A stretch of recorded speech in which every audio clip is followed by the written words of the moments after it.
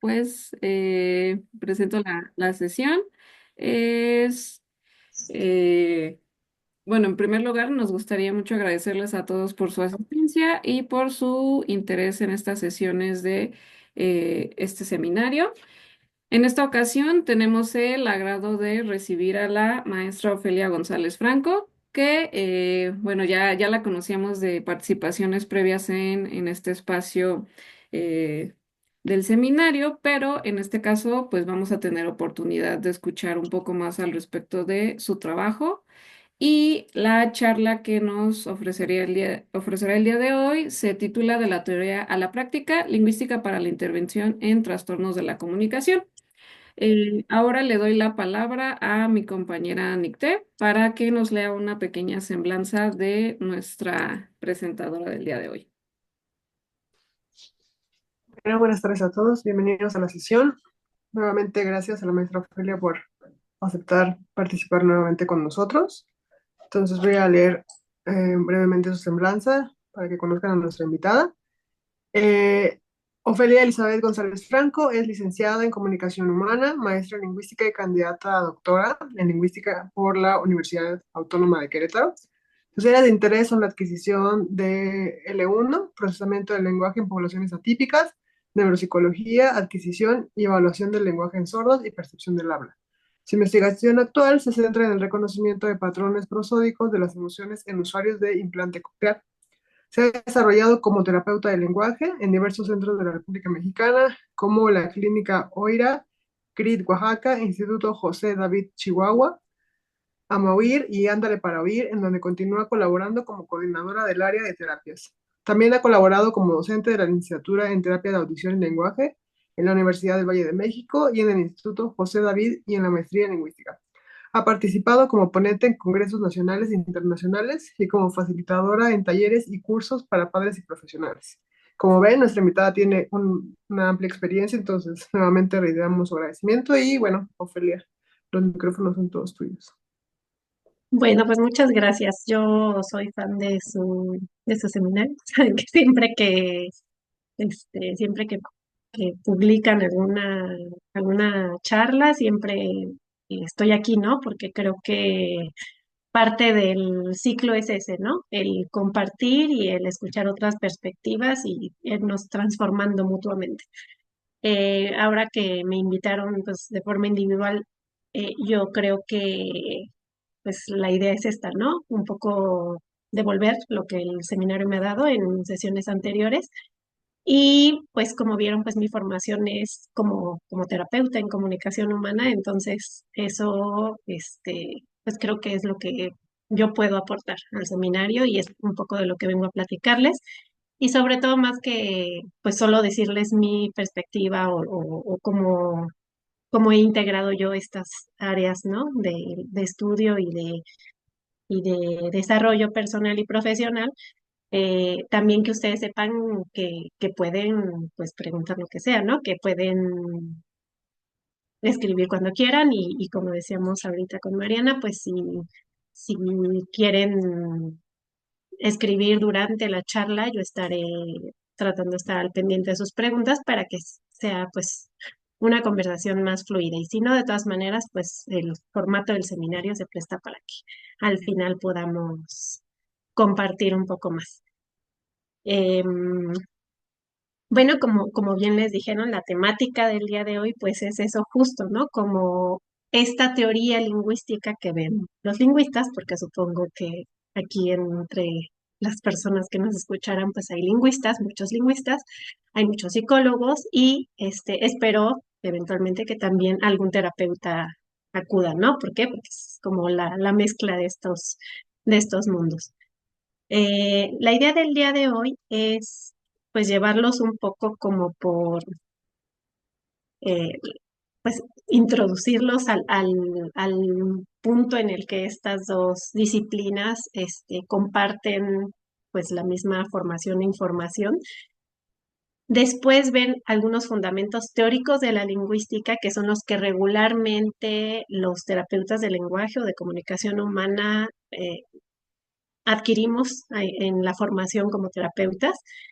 Y después de eso, pues ver cuáles son las áreas como de investigación que se han desarrollado en torno a los trastornos de la comunicación.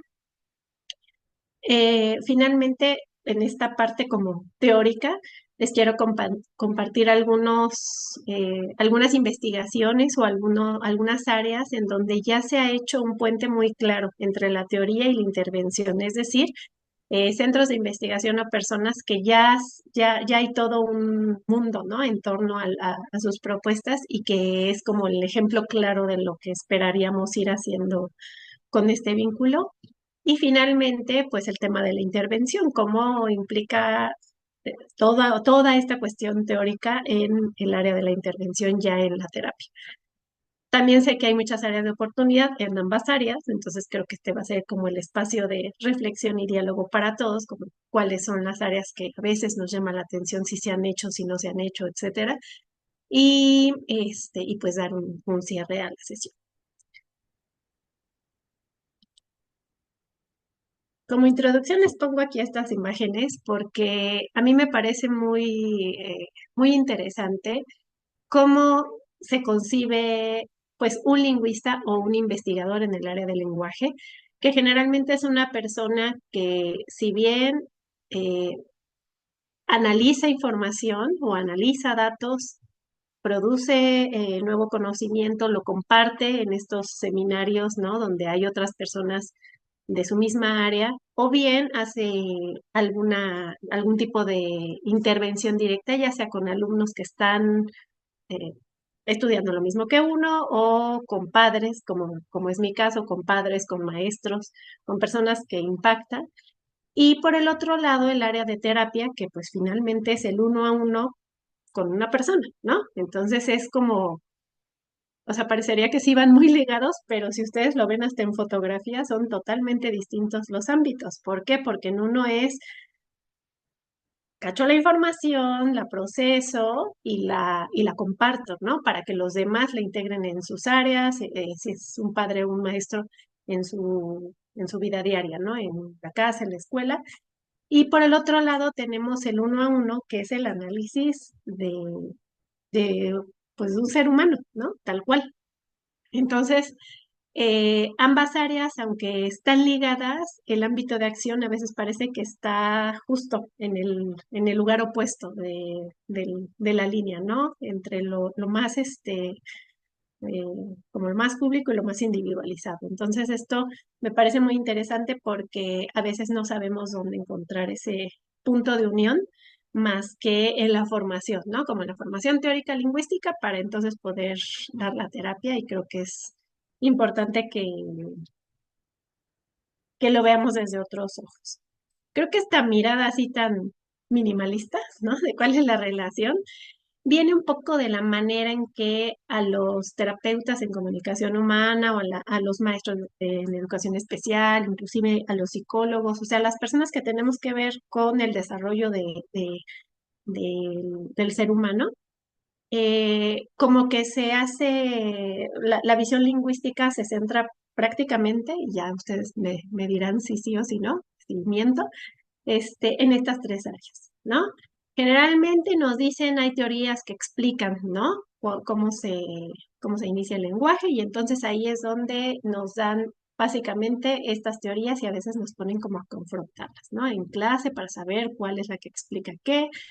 Este, el estructuralismo como base y nos dan toda la teoría del signo lingüístico de Saussure y de el contraste entre la lengua y el habla, y, ¿no? Y qué es comunicación y todas estas cosas. Después, invariablemente, todos pasamos por la clase del generativismo y Chomsky y sus dispositivos de adquisición del lenguaje y que si Skinner y lo que decía Chomsky, ¿no? Pasamos todos por ahí. Y después nos dijeron, bueno, ahí está otra teoría funcionalista en donde ya tomamos en cuenta toda la cuestión social, ¿no? Si bien nos va, nos muestran a Halliday, así otras funciones más allá de la parte de la generación espontánea del lenguaje, ¿no? Y San se acabó. Y entonces ahí está toda nuestra teoría lingüística.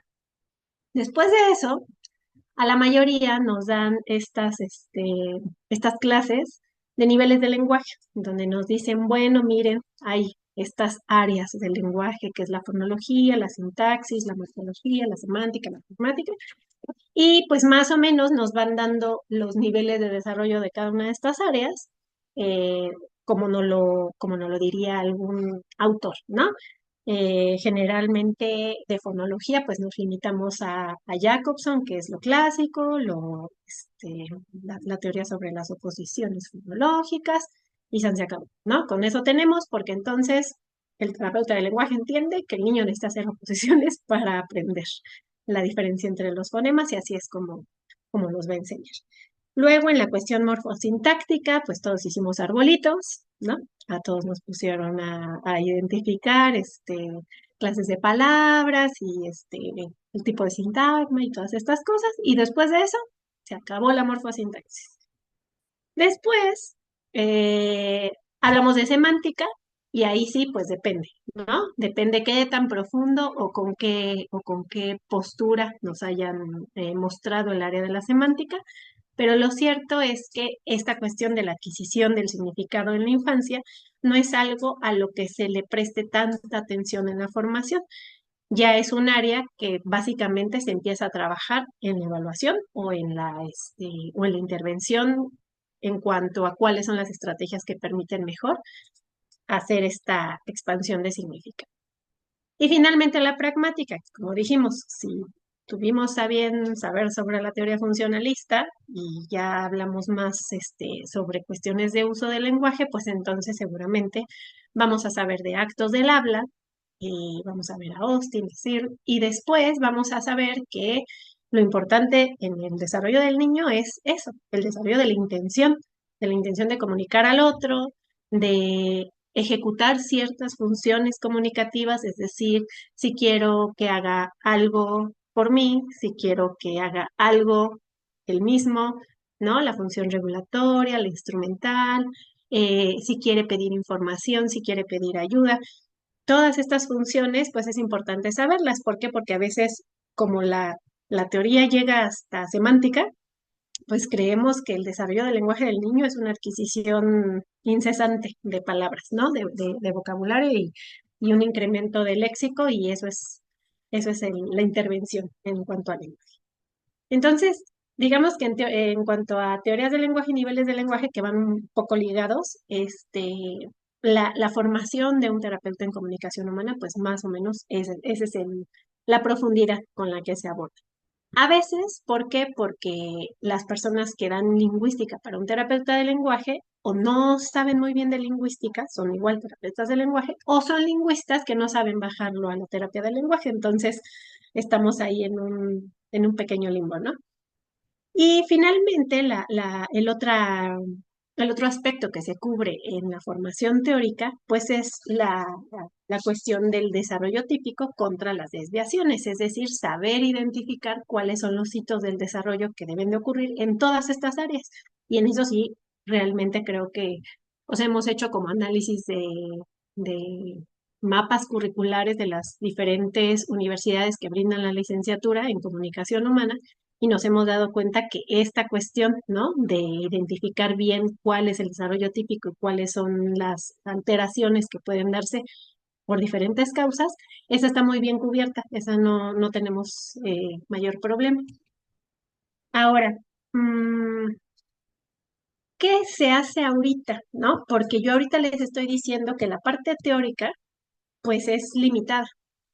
En algunas universidades y en algunos campos de formación, pues se empieza a brindar a los estudiantes no solo esta cuestión teórica básica, sino también los resultados de la investigación actual en trastornos de la comunicación. La realidad es que una de las más, pues yo creo que de las más notorias, de las que más se enfocan en la formación de un terapeuta en comunicación humana, es la parte de neurociencia del lenguaje. Inclusive si uno ve no sé, un congreso para terapeutas en comunicación humana o del área, casi siempre va a estar centrado en este tipo de investigaciones, en cuestiones de neurociencia del lenguaje. ¿A qué me refiero con esto? Bueno, a cuestiones de plasticidad cerebral, a las cuestiones de cómo se aprende el lenguaje, ¿no? A partir de métodos específicos, de estrategias. Ahora, ¿no? Con el aprendizaje en línea, con los dispositivos electrónicos, mediante el cuento. O sea, casi siempre son cuestiones de este tipo. Y también se hace mucho sobre neurobiología de la audición y del lenguaje. Entonces, estos hallazgos sobre audición y lenguaje y sobre plasticidad cerebral es casi en lo que se enfoca, ¿no? La parte digamos, la parte actual, no la parte teórica de la formación. Otra área en la que también hay bastante investigación es la evidencia científica.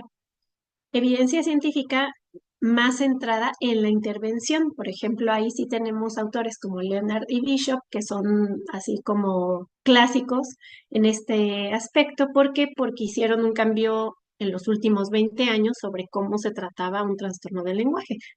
Eh, Pasamos de simplemente todo es trastorno del lenguaje expresivo o receptivo o mixto a identificar cosas como el trastorno específico del lenguaje hace algunos años o el trastorno simple del lenguaje, que es el que, como lo mencionan ahora, eh, pero identificar a ese nivel un trastorno o receptivo del lenguaje, implica mucha investigación detrás. ¿Por qué? Porque entonces ya nos damos cuenta que hay marcadores específicos de cada una de estas áreas que nos ayudan a identificar y a tratar de manera muy distinta. Y además las consecuencias de ciertas características con otras también son muy distintas. Entonces, estas primeras investigaciones, ¿no? Que hacían preguntándose por qué los niños presentaban desfases de lenguaje y cómo primero solo se le achacaba o a la genética, después al input, ¿no? O sea, si eran de bajo nivel sociocultural, seguramente iban a tener algún problema.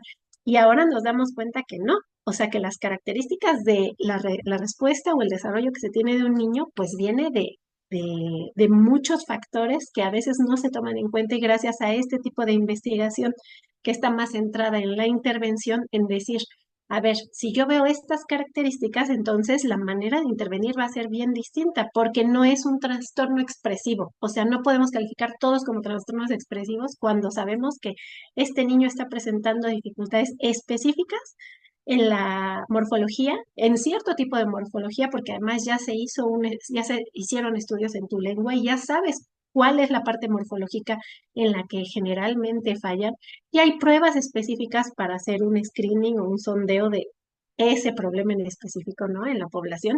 Entonces, esta evidencia que tenemos para la intervención es súper importante. Y también el tema de las disfasias, de las afasias, porque digo, eso es más antiguo, pero tenemos ahora mucha información sobre cómo tratar una afasia. No todas son fluentes, no todas son motoras, o sea, sabemos que ya por la investigación, que no van a tener las mismas características y que tenemos que evaluarlos para saber cómo intervenir. Y finalmente, pues la práctica basada en evidencia, que esto es que el enfoque clínico que le vamos a dar a nuestra intervención tiene que ser basado en que realmente ese enfoque haya probado tener resultados. Entonces, es ahora con las redes sociales, de hecho desde pandemia es un fenómeno muy curioso. Yo creo que debe ser en todas las áreas, pero bueno, obviamente yo a los influencers que digo, pues son lingüistas y terapeutas de lenguaje y entonces como yo los sigo a ellos, me doy cuenta que es una cuestión un poco como de moda, ¿no? O sea, como de ya no se va a hacer esto y aquí está la evidencia, ¿no? Y entonces tú ves la evidencia, pero pues la evidencia solo la ha probado la persona que está proponiendo el método, ¿no? Y ese es un cuestionamiento interesante porque a ti te dicen, bueno, ya no estamos como para seguir haciendo la intervención como la hacíamos hace 20 años, en donde de verdad te seguían diciendo que embarraras cajeta a todos los niños alrededor de los labios, tuviera lo que tuviera, ¿no? Era como una, sí, porque vas a promover la movilidad. No, o sea, hace mucho que sabemos que eso no funciona, pero tampoco podemos descartar, porque se haya, digamos que, como dicen, ¿no? Son estas evidencias, estos falsos positivos en donde te dicen, ya no vas a hacer nada de eso porque ya se midió, ¿no? Que la fuerza que se necesita para hacer algo no es la misma que se necesita para hablar, ¿no? Entonces, no va ligado. Y pues todos los que por mucho tiempo, porque eso era lo que sabíamos, lo hicimos y veíamos resultados, decimos, ¿y entonces por qué funcionaba? Entonces, pues en este punto la práctica basada en la evidencia es muy importante. ¿Por qué? Porque es muy sencillo para un terapeuta de lenguaje que no tiene la base teórica y la base en cuanto a investigación en torno a trastornos, que decida que sí, porque lo vio, ¿no? Con su influencer de preferencia que sigue en las redes sociales y entonces dice, claro, voy a dejar de hacer eso porque ella dice que eso ya no se hace. Pero ¿dónde está la evidencia de que yo pueda empezar o dejar de hacer? Ahorita yo creo que ese es un tema que tenemos que dejar ahí para platicar al rato, porque nuestra labor como lingüistas y nuestra labor como terapeutas es hallar ese hilo conductor en donde tengamos las evidencias para poder continuar con la práctica.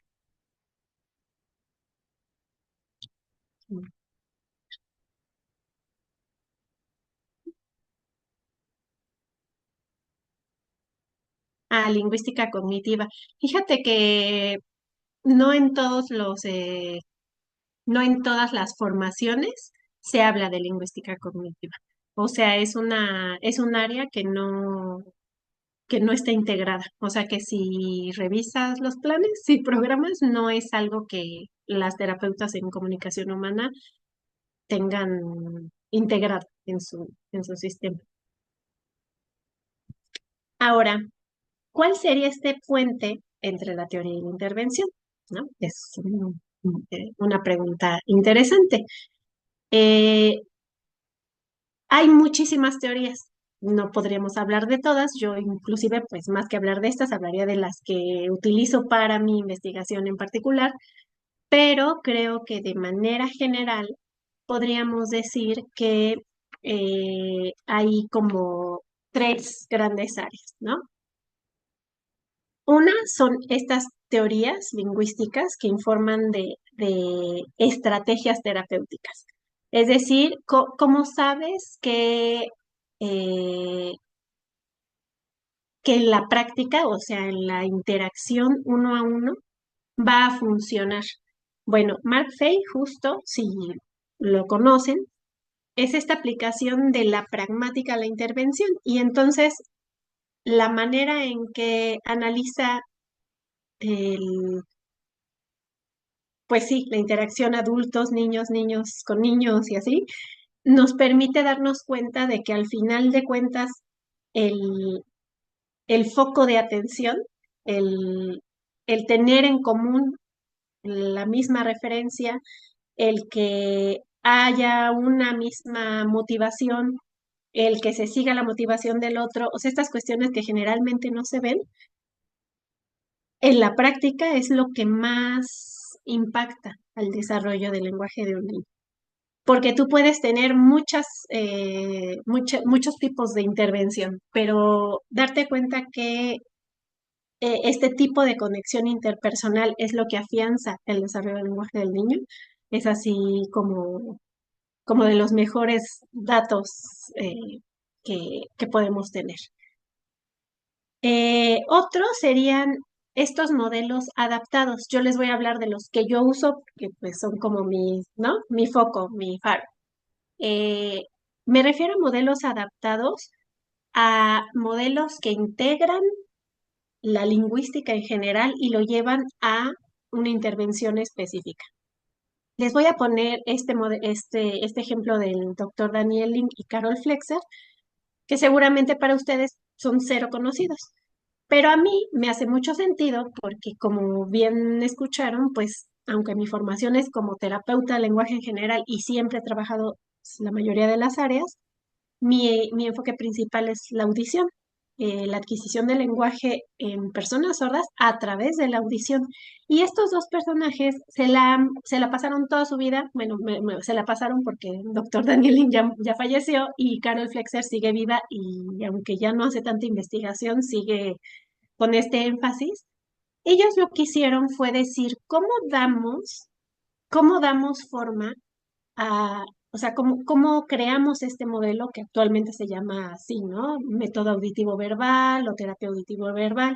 ¿Cómo lo redondeamos de tal manera que la teoría, y en este caso es la teoría que tenemos sobre física, acústica, sobre acústica del sonido, sobre fonología, sobre, como decíamos hace ratito, neurobiología?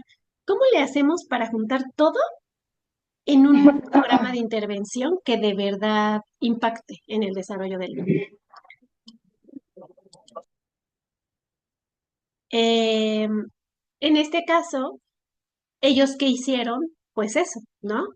Hacer un modelo de intervención para personas sordas que lo que te permite hacer es iniciar desde lo más básico, que es la cuestión acústica, permitir que la entrada del sonido sea la óptima y para eso requieres toda la formación en cuanto a acústica del habla y y posteriormente integrar todas las teorías funcionalistas que te explican, igual que la de Fey, que necesitamos la interacción, necesitamos el estímulo constante para el desarrollo del lenguaje y además el estímulo significativo, ¿no? Entonces ese es otro tema, ¿no? No cualquier estímulo, no es repetir palabras por repetir, sino que necesitamos, perdón, que sea significativo.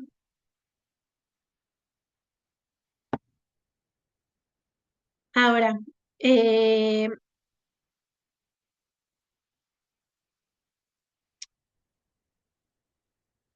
por acá también les pongo el enfoque transdisciplinario, que es otra cuestión que también es muy importante.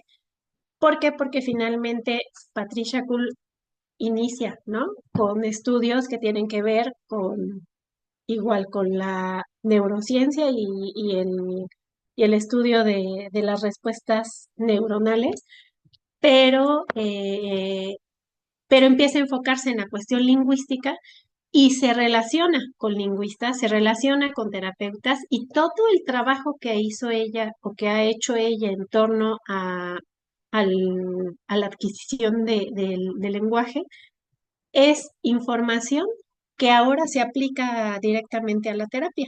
Entonces, son personas que han sabido bajar muy bien los datos, la información que han obtenido en sus laboratorios a la práctica cotidiana.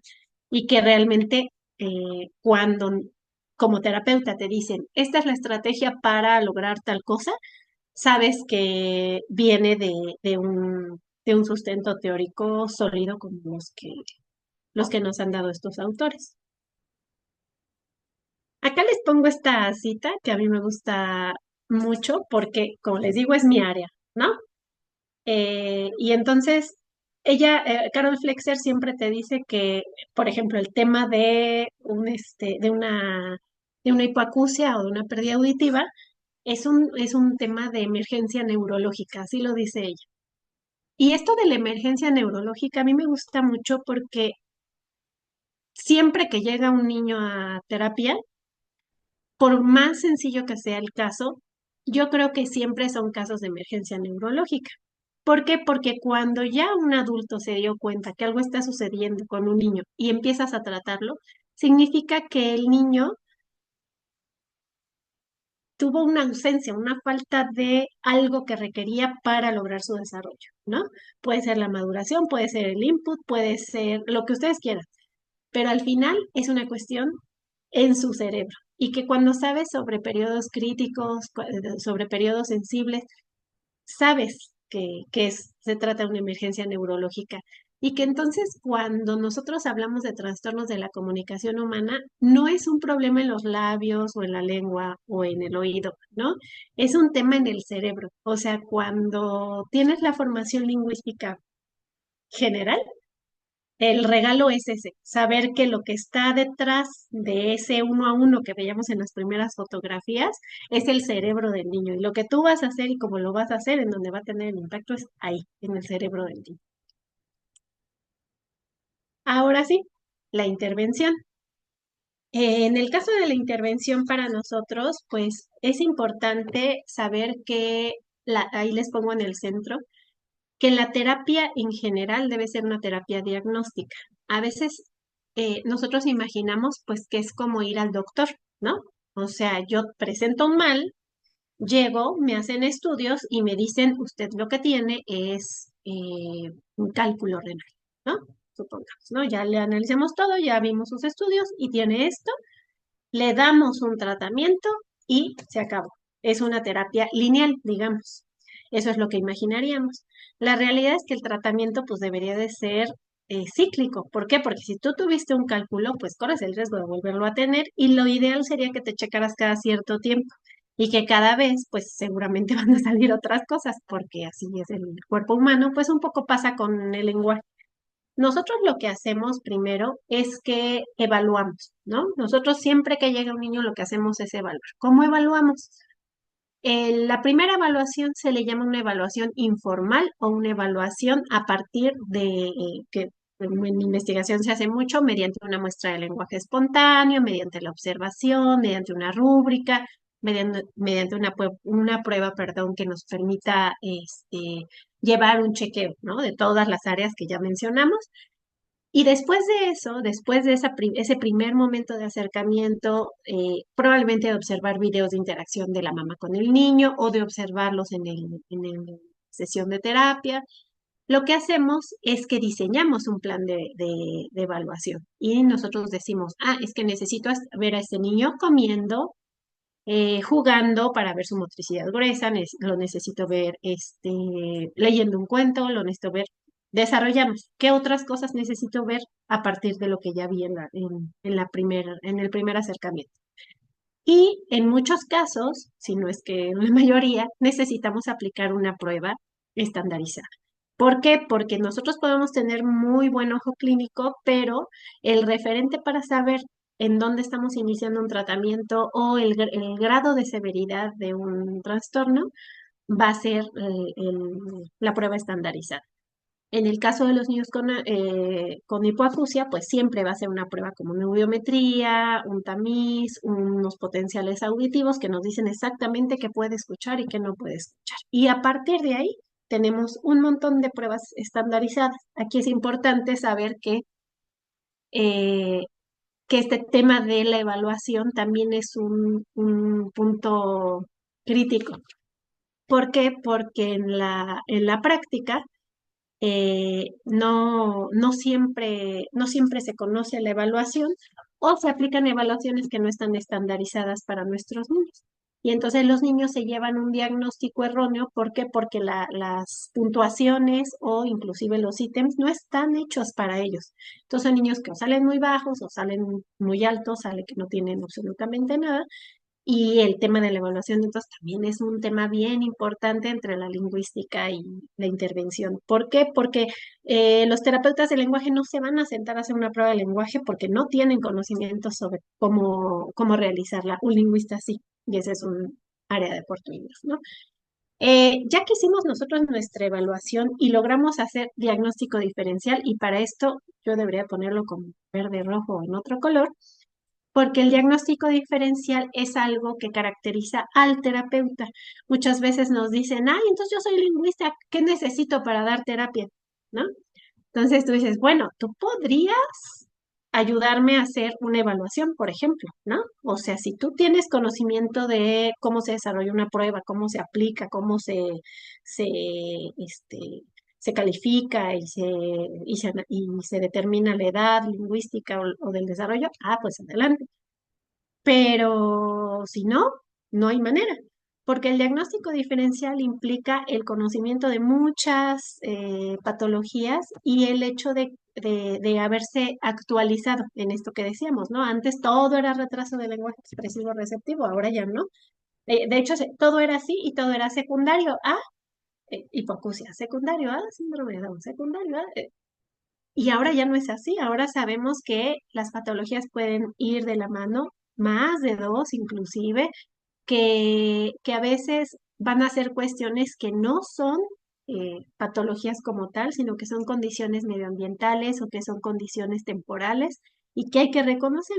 Entonces, ese diagnóstico diferencial yo lo pondría así como súper importante, porque en el diseño de la intervención es muy importante saber específicamente eh, con qué estamos tratando, ¿no? Y finalmente, la capacidad para realizar objetivos funcionales. ¿Por qué? Porque una cosa es evaluar muy bien, identificar cuál es el nivel del niño y digamos, su zona de desarrollo próximo, ¿no? ¿Qué es lo que continúa, hacia dónde lo queremos llevar? Pero muchas veces no tenemos manera de establecer objetivos funcionales y entonces esta es la historia de nuestra vida. Terapeutas de lenguaje que son muy buenas para identificar el trastorno, pero cuando tienen que plantearse un objetivo, acaban jugando el mismo juego con todos los niños, haciendo la misma actividad con todos los niños de la misma manera y dejando la misma tarea en el mismo cuaderno. Entonces, eso no es intervención. ¿Por qué? Porque no son funcionales para el caso que estamos tratando.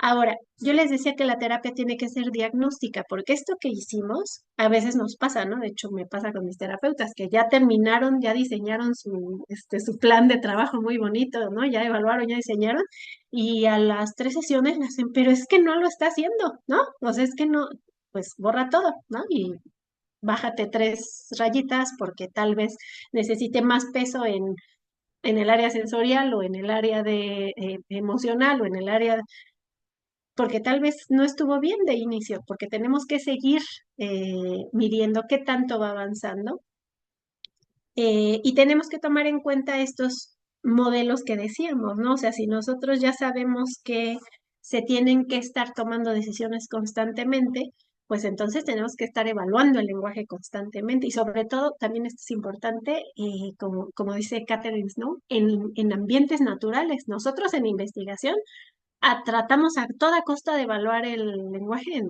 situaciones naturales, ¿no? Es un problemón porque para poder lograrlo, pues tienes que controlar un montón de cosas o sea, es muy complicado. Pero nosotros podemos hacerlo en contextos naturales y a veces la única medida que tenemos en terapia del lenguaje es la misma rutina de juego que tenemos diario el niño con la terapeuta y nunca lo vemos en otro contexto. Entonces, cuando nos llegan y nos dicen es que en la escuela sigue sin hablar o es que en la casa sigue pegando o es que en realidad pues no ha avanzado, tú dices, pero ¿cómo? Si aquí lo hace maravilloso, pues porque no evaluamos lenguajes de contexto natural.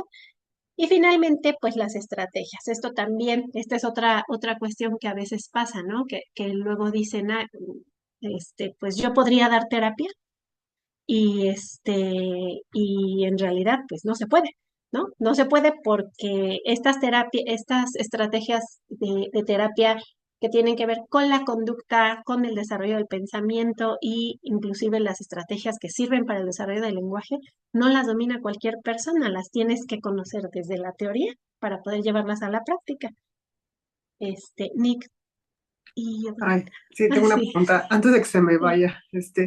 Ahora que estás diciendo esto bueno, hay muchas cosas que yo no sabía, y me sorprenden.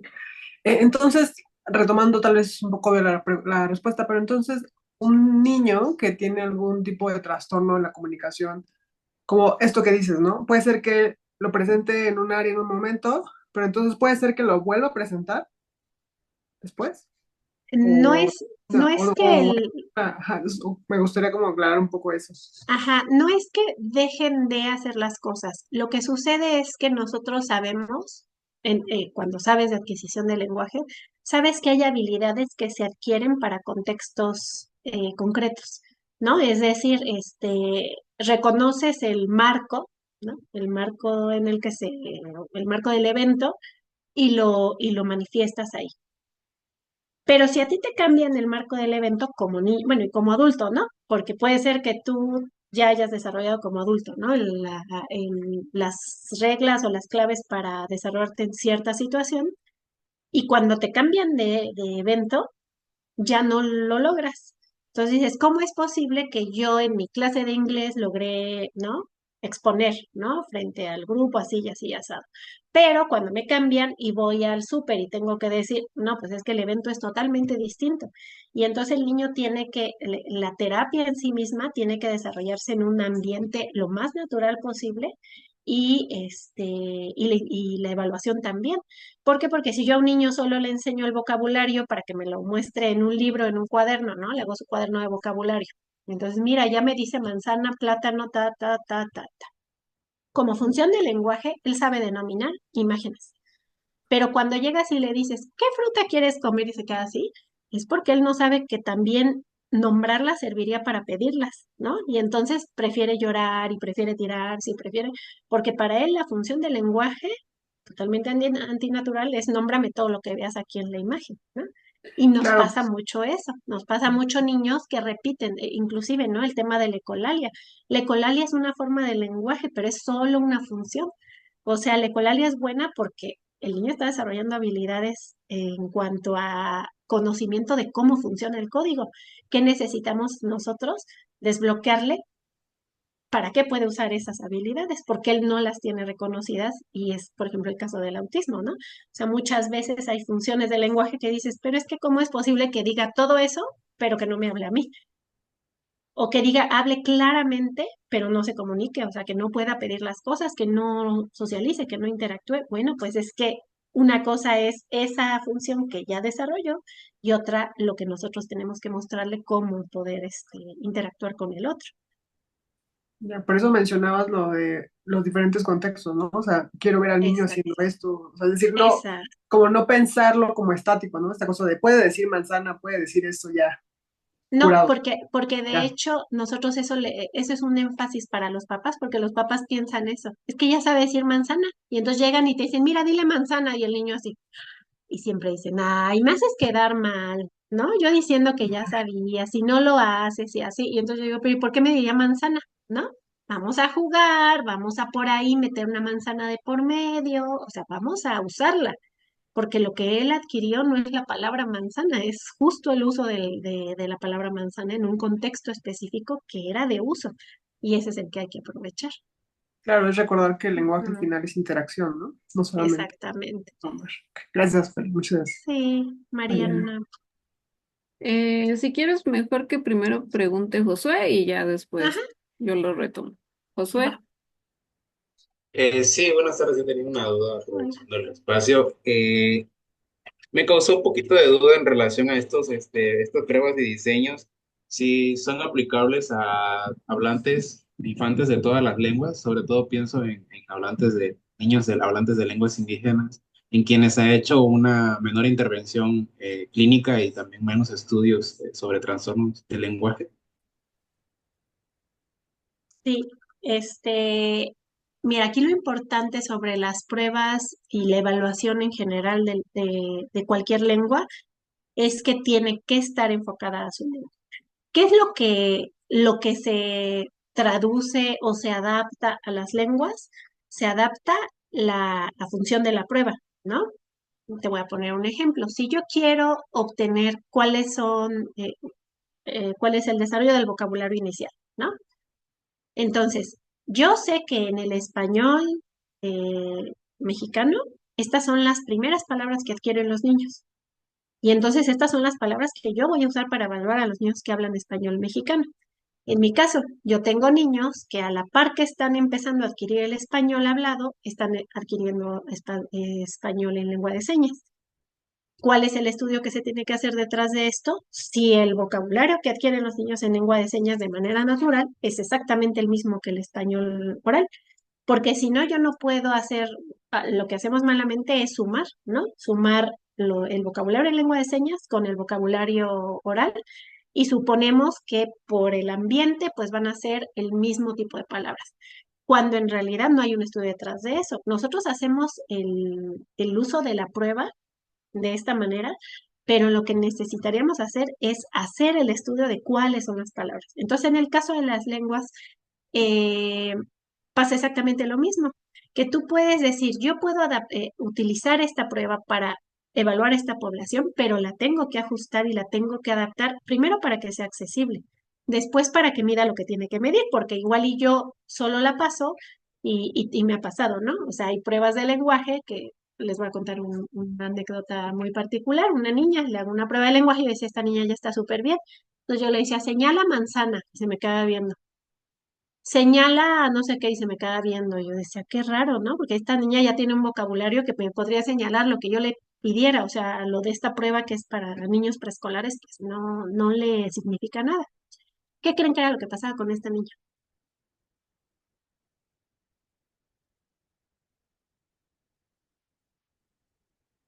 ¿Qué creen? Que no oía bien, algo así.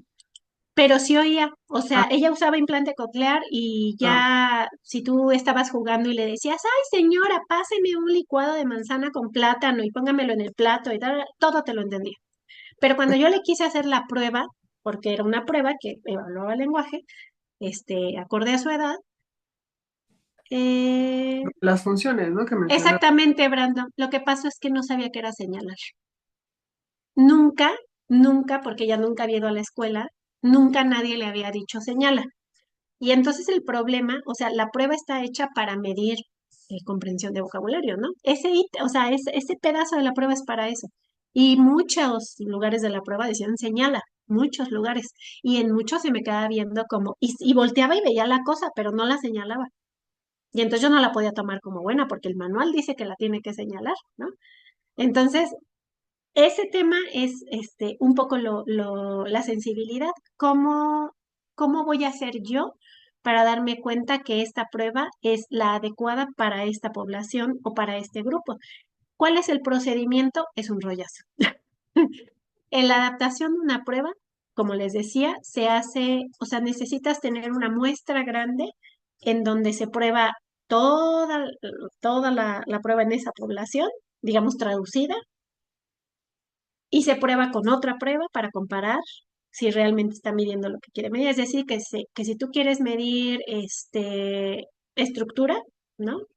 Que la complejidad sintáctica, por ejemplo, bueno, pues tú haces la prueba y tienes que conseguir otra prueba que mida lo mismo y ver si en ambas pruebas sale más o menos lo mismo. Y si no, y si salen más bajos o si salen más, tienes que adaptarla y tienes que ajustarla y decir, este ítem no está de acuerdo porque en esta lengua no hay esa estructura, ¿no? En esta lengua no es tan importante marcar el plural antes de, ¿no? O que haya concordancia de esto con esto, entonces pues este ítem no tendría que ir aquí, no lo utilizaríamos. Entonces tienes que ir justificando todo y probar que tu prueba mide lo que quieres medir. Entonces es un rollo, o sea, hay personas que se dedican específicamente a eso y son años, o sea, son años, años, años para estandarizar las pruebas. Entonces, a veces se crean pruebas, por ejemplo, para investigación y lo que hacen es eso, hacen su prueba de investigación y hacen una prueba extra para saber si lo que ellos están midiendo en su investigación de verdad va acorde con lo que quieren medir. Entonces, ese es todo un tema, este tema de los test y las evaluaciones.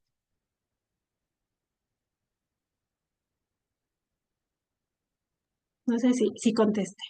Yo creo que sí. Sí, bueno, no sé si se me escucha. ¿Se me Sí, escucha? Josué.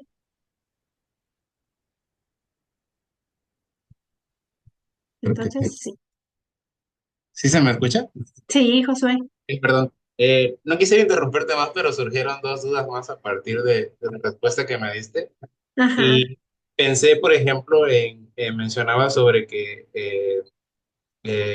sí se necesitan al menos, o eso entendí, que sí son necesarios estudios exhaustivos y suficientes sobre adquisición de esa lengua para que haya al menos la intervención y también estudios posteriores sobre lingüística clínica, ¿no? O, bueno, y a partir de esta pregunta, también creo que, o supongo que sería una intervención mejor que la realice, o como más bien un diagnóstico más efectivo Es que un quien lo hablante nativo, realice, ¿no? ajá, o tenga Ujú. conocimiento suficiente de la lengua. Sí, sí, exactamente.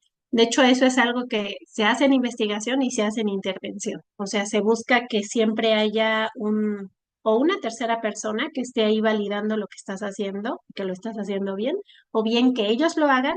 O sea, son como dos niveles, o el juez es el que evalúa que la lengua esté bien representada, o el juez es el que evalúa que la prueba esté siendo bien aplicada, ¿no? O sea, son las dos opciones, pero siempre debe de haber ese balance. ¿Qué sería el ideal? ¿Qué es lo que pasa? O sea, en nuestro caso, en otros países, por ejemplo, hay muchos maestros y hay muchos lingüistas que son sordos. Y entonces dominan la lengua de señas y ellos pueden opinar perfectamente si esto puede ocurrir o no puede ocurrir y si se puede integrar en la prueba y si la respuesta que dio la persona es exactamente esa o no lo es. Entonces, el ideal sería eso, ¿no? Que cada vez hubiera más multidisciplinaridad y que tengamos lingüistas que dominen las lenguas, que es un poco también lo que ya está pasando acá, ¿no? Que ya tenemos muchos lingüistas que son hablantes nativos y que están estudiando su lengua. Y que entonces cuando ocurre bilingüismo, ¿no? En niños pequeños o empieza a perderse una lengua o empiezan a hacer estas combinaciones, se puede analizar porque hay una persona que domina ambas lenguas. Entonces, sí, muy buena pregunta. Gracias. Ahora sí, digo, ya Sí. después de la pregunta de Josué. En realidad creo que lo que me gustaría recalcar, porque como mencionabas al principio, pues tenemos a estudiantes de lingüística y también ya hay varios programas en donde se les está enseñando asignaturas como específicas en el área de los problemas en el desarrollo del lenguaje. Espérame, deja silencio una persona. Ya. Eh, que es importante que comprendamos que como lingüistas también tenemos ciertas limitaciones y que pues evidentemente el tipo de enfoque que nosotros recibimos en la instrucción básica, digamos en la licenciatura, pues no necesariamente implica que nosotros nos podamos desempeñar como terapeutas del lenguaje, porque siento que eh, aunque por fortuna ya sabemos más de estos problemas en el desarrollo del lenguaje, creo que también ha conllevado a muchos malentendidos en tanto a lo que puede hacer un lingüista y hasta dónde, digamos, podrían ser sus contribuciones. Entonces, por una parte, recalcar esto que a mí me parece muy, muy importante de que es necesario que haya una interdisciplina. O sea, no podemos llegar a estos abordajes de la intervención si no reconocemos El de qué manera trabajo del podemos otro. contribuir los lingüistas y cómo nos podemos también acercar a estos escenarios, ¿no? Porque la otra es que a veces ocurre mucho que los estudiantes se quieren quedar como que fijos únicamente en sus descripciones teóricas sin querer también hacer ese brinco, ¿no? De, bueno, tengo que entrarle a leer sobre neuro, a leer sobre psicología, ¿no? Porque a final de Ujú, cuentas es también parte de analizar estos escenarios de desarrollo atípico, ¿no? Entonces quería ujú, recalcarlo porque siento que hace falta que lo tengamos siempre en mente cuando estamos trabajando con estas otras poblaciones, ¿no? Y también destacar lo que mencionas de la variabilidad, ¿no? A veces puede ser que tú estés aplicando una prueba que desde una perspectiva de diseño funcionaba muy bien y a lo mejor te funcionó con unos niños, pero a la hora de la hora te das cuenta que con otros no, ¿no? Y ujú. pensar en cómo tenemos todos estos otros factores asociados que quizá nos puedan ayudar a dar una respuesta de por qué no me funciona la herramienta aquí, por qué acá sí, pero también entender que no necesariamente eso es algo malo, sino que es algo que pues ahora sí que es parte del propio lenguaje, ¿no? No Exacto. vamos a encontrar perfiles completamente homogéneos ni siquiera porque se comparta una única lengua. Entonces, Ujú, eso a mí me pareció súper, súper importante destacarlo, ¿no? Y que ujú. tenemos que trabajar, pues ahora sí que codo a codo, ¿no? Estar siempre colaborando para poder proporcionar más a las personas que tienen estos problemas.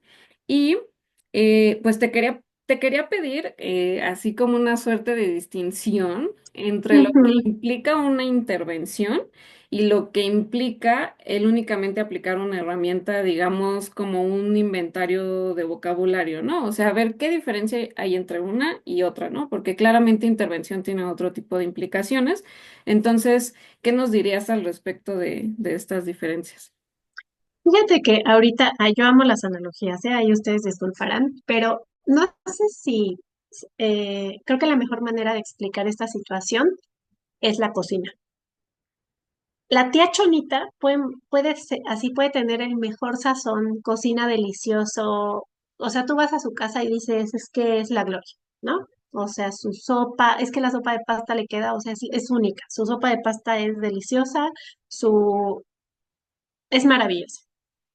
Esa tía Chonita es una terapeuta de lenguaje, que estudió terapia de lenguaje y nada más, que sabe las estrategias, que sabe que no hay nada como usar los productos naturales, que sabe en qué momento apagarle, en qué momento prenderle y siempre hace todo exactamente igual. Si a la tía Chonita le pides que te ayude a hacer una gelatina de tomate, aunque toda su vida a todo le ponga tomate, no tendría ni la menor idea de cómo hacerlo. ¿Estamos de acuerdo? Porque es una cosa rarísima. Ella solo sabe hacer lo que sabe hacer.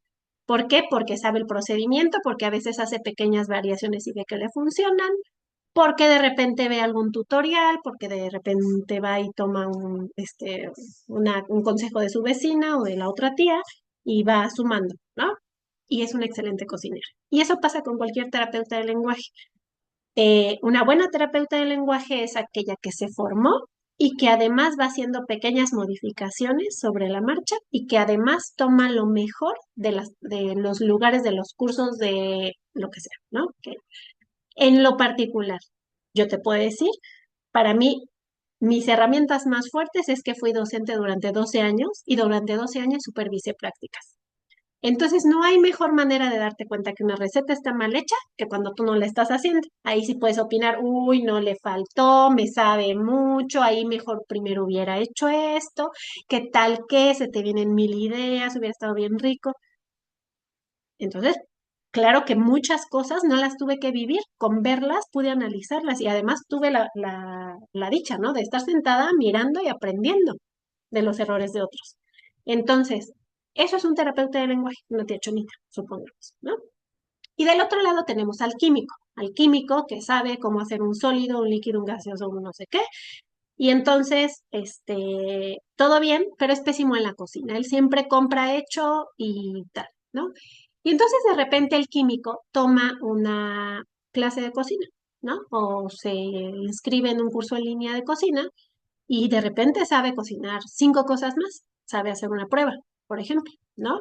Paso por paso, porque tiene el tutorial, lo vio y lo puede volver a ver si se le olvida algo. Y entonces él es químico, entiende muchas cosas porque es químico y dice, claro, pues sí, primero se tiene que poner esto y después se tiene que llevar a cierta temperatura hasta que agarre esta consistencia, ¿no? Sabe cosas que le hacen entender el porqué del tutorial.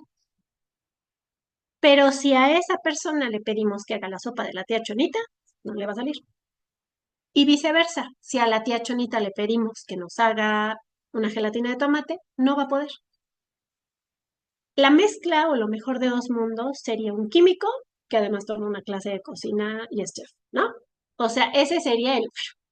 Y yo sí siento, o sea, van a decir yo aquí echándome jitomatazo, pero no hay nada que me haya, o sea, además de las horas de estar criticando comida ajena, no hay nada que me haya hecho mejor terapeuta de lenguaje que estudiar lingüística. ¿Por qué? Porque entonces todo esto que yo hacía como tía Chonita de manera muy natural y ahí le iba cambiando y iba aprendiendo y tal, llegué y dije, claro, todo tiene lógica. Pues es que si yo le hago así y él me pone esa cara es porque en su mente está en el proceso tal, porque no ha desarrollado tal, porque cosa que antes no tenía. Entonces, a tu pregunta, ¿qué tanto hay entre intervención y evaluación, por ejemplo? Es que una prueba lo que tienes que estar es capacitado, porque tú puedes ser la mejor terapeuta de lenguaje, pero no saber aplicar la prueba. Aunque veas todo eso y te haga sentido y todo, pero si tú no sabes aplicar la prueba, esa serie de pasos no la puedes aplicar. Te tienes que capacitar como terapeuta de lenguaje.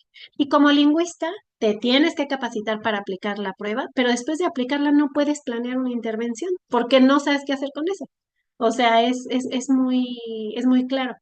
Y yo aquí sí, o sea, yo sé que mucha gente pelea, ¿no? Por este tema de la intromisión, de que como hay, ¿no? Maestros que están dando terapia psicológica, psicólogos que están dando clases, o sea, esta cosa de que todos hacemos de todo, pero la realidad es que llega un punto, y yo sí conozco lingüistas que han taladrado durante años hasta encontrar la formación para llenar el área terapéutica. Y conozco terapeutas que han taladrado para volverse lingüistas extraordinarios. Entonces, investigadores, ¿no? En el área de desarrollo del lenguaje. Entonces, yo sí creo que es un poco eso, ¿no? Sí puedes tener toda la cuestión teórica, la puedes saber analizar y todo, pero en la intervención, esto que les pongo aquí, el poder hacer un diagnóstico constante, ¿no? O sea, porque en realidad en la terapia tú dices, yo traje mi lotería para trabajar con la producción de los artículos y para que distingan, ¿no? El masculino y el femenino y no sé qué, y empiezas a jugar y dentro de eso ya te diste cuenta que la mamá no lo deja de hablar, ¿no? Que le da modelos constantes, entonces el niño no puede evocar y por ejemplo esta teoría, ¿no? De esta explicación neurobiológica de dónde vienen las palabras que recuperamos espontáneamente y las que recuperamos a largo plazo, hay que dársela a la mamá. Y esa no se la da una terapeuta, se la da una lingüista. O sea, le dice, mira, es que para recuperar el teléfono luego usas una vía, pero para recuperar el teléfono 2 semanas después usas otra. Y tú no estás dejando que use la segunda y jamás la va a desarrollar si tú le sigues diciendo la palabra cada vez que la tiene que decir, ¿no? Entonces la explicación va distinta. Cuestiones conductuales, en donde te das cuenta que el tema no es una cuestión de lenguaje, sino es una cuestión de expectativa. Quiero que todo suceda rapidísimo. Entonces yo tengo que parar un poco mis objetivos de lenguaje y mover la terapia de tal forma que el niño empiece a desarrollar esta habilidad para esperar un poco, para esperar a que sucedan las cosas, porque si no, entonces jamás va a tener intención comunicativa porque está todo el tiempo en angustia, ¿no? Permanente de que no suceden las cosas en cuanto él este, grita o truena los dedos o llora o lo que sea. Entonces, por ahí también eso es bien importante. Y las estrategias, estas estrategias lingüísticas también, ¿no? O sea, aunque parezcan muy básicas, el decir, es que vas a utilizar una triangulación, ¿no? Te la enseñan en la escuela, o sea, te dicen, no, mira, o sea, cuando tú veas que el niño no está hablando, entonces lo que haces es como utilizar una tercera persona para modelar y entonces todo muy bien. Pero la capacidad para sacar esa estrategia en el momento adecuado y la práctica para hacerlo, pues tampoco, ¿no? O sea, no es algo que un lingüista diga, sí, ahí te va. No, lo que va a suceder es que siempre va a utilizar la misma estrategia hasta que entienda para qué sirve cada una. Pues, más o menos, no sé si. Sí, sí, sí. Digamos, fuiste al punto de lo que mencionaba, ¿no?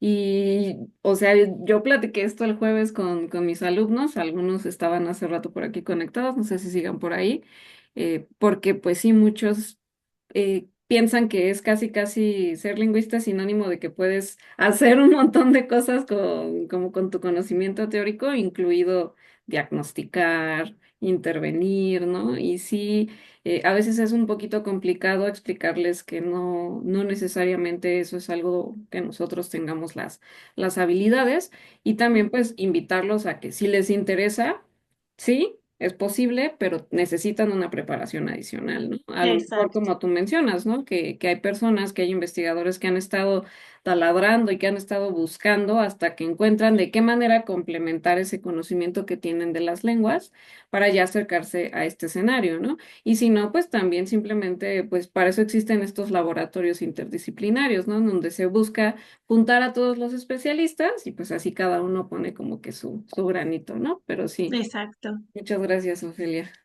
Sí. ¿Alguien Pues, tiene alguna otra bueno, pregunta? Creo que no. yo no veo, pero sí, sí. Creo que no. Bueno, pues, un poco como para ir cerrando, eh, yo creo que es esta constante pregunta, ¿no? Sobre el huevo y la gallina, ¿no? Que, que de un lado tenemos que preguntarnos de qué forma podemos integrar mejor los avances científicos recientes que se hacen en nuestra lengua, ¿no? Como decía ahorita Josué, que se hacen en grupos específicos a la intervención diaria. Y esto es bien curioso porque cuando estás metido en las dos áreas, vas a un curso, a un simposio o algo, ¿no? De terapeutas del lenguaje y estás escuchando todo y tú estás armándote todo un esquema, ¿no? Lingüístico, así de, no, pues es que le faltan tales áreas y entonces no sé qué. Y llegas con los lingüistas y ellos están hablando de la no sé qué aspirada del chontal de la no sé qué, y tú ya estás pensando en, claro, es que entonces eso es lo que pasa con los niños sordos cuando, ¿no? O sea, es como, como siempre estar pensando, pero en realidad son cosas que no siempre se aterrizan. Entonces, este es un área de oportunidad. Ah, de hecho, yo tengo, ¿no? O sea, mi cuadernito de aprendizaje, o sea, tiene un área de, es que todo esto se podría hacer. ¿A qué hora, en qué momento? Pues no sabemos, pero debería de hacerse. Y también al revés, ¿no? ¿Cuántas preguntas de investigación ya han sido resueltas? Y nosotros como terapeutas seguimos ahí intentando así, tratando de innovar en la práctica clínica. No, no, voy a hacer este instrumento, vamos a desarrollar una prueba, vamos a hacer. Y en realidad ya están resueltas, pero no nos damos a la tarea de investigar si alguien ya la resolvió, si alguien ya tiene un instrumento, si alguien ya tiene una herramienta para eso. ¿Y qué preguntas de investigación surgen en la intervención y aún no hay un enfoque para dar respuesta? O sea, hay cosas que de verdad se nos presentan y dices, ¿qué hago con esto? Y buscas y nadie ha resuelto este paradigma, ¿no? Desde este punto de vista, no hay.